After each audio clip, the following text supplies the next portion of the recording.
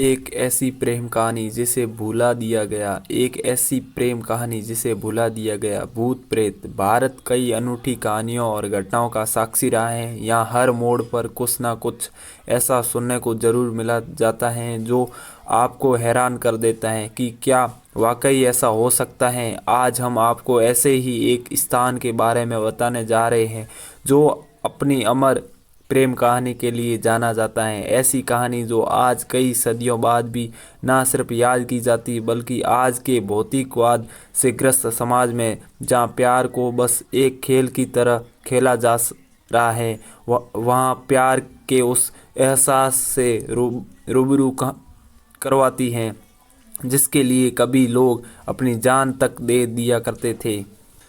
यह कहानी मांडू की रानी रूपमती और बाज बहादुर की है। इतिहास के पन्नों में दर्ज मांडू मध्य प्रदेश स्थित रानी रूपमती का महल एक समय पहले एक तक बेहद खूबसूरत हुआ करता था, इतना कि कोई भी उसे देखकर अपनी आंखों पर विश्वास न कर पाए कि क्या वाकई कोई इमारत इतनी बेहतरीन हो सकती है। इस महल के ऊपर मंडप बने हुए थे जहां बैठकर पूरा राज्य नजर आता था।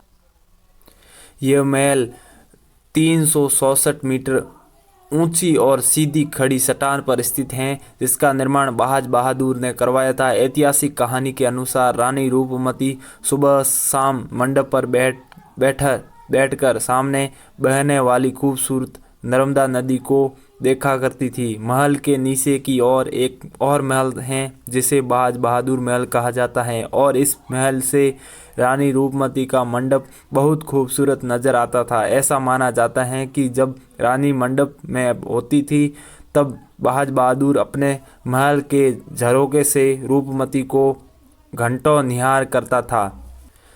सन 1762 की बात है जब मुगल बादशाह अकबर के सेनापति आदम खां ने मांडू पर आक्रमण कर बाज बहादुर को पराजित कर दिया और रानी रूपमती को अगवा कर दिया। रानी रूपमती ने आदम खां के समक्ष समर्पण नहीं किया और अपनी जान दे दी।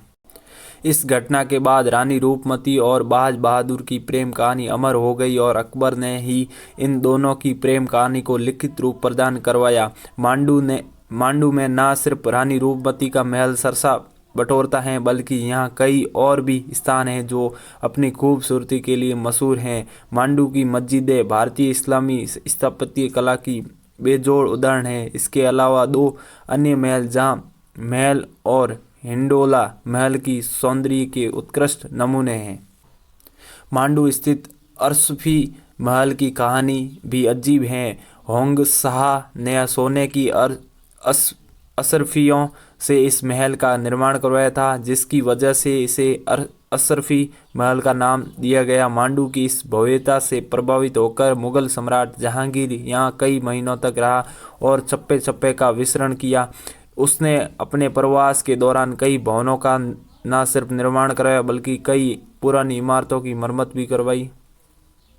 वर्ष 1732 में मल्हार राव के नेतृत्व वाली मराठा सेना ने मांडू के मुगल गवर्नर को पराजित कर इस राज्य पर कब्जा कर लिया। तब से लेकर राजशाही के अंत तक मांडू पर मराठों का ही राज रहा। आज़ादी के बाद जब मांडू की रियासत पर सरकार का आधिपत्य हुआ तब यहाँ मालवा पर्यटन रिसोर्ट बनाया गया। मांडू की खूबसूरती का कोई सानी नहीं है। यही वजह है कि आज यहाँ हर साल देश विदेशी के नई सैलानी आते हैं। तो आशा करता हूँ ये कहानी आपको पसंद आई होगी। पसंद आई तो लाइक कर देना और चैनल पे नए प्लीज़ चैनल को सब्सक्राइब कर देना, क्योंकि हर दिन नई इंटरेस्टिंग कहानी पर वीडियो मिलता रहता है। तब तक के लिए धन्यवाद।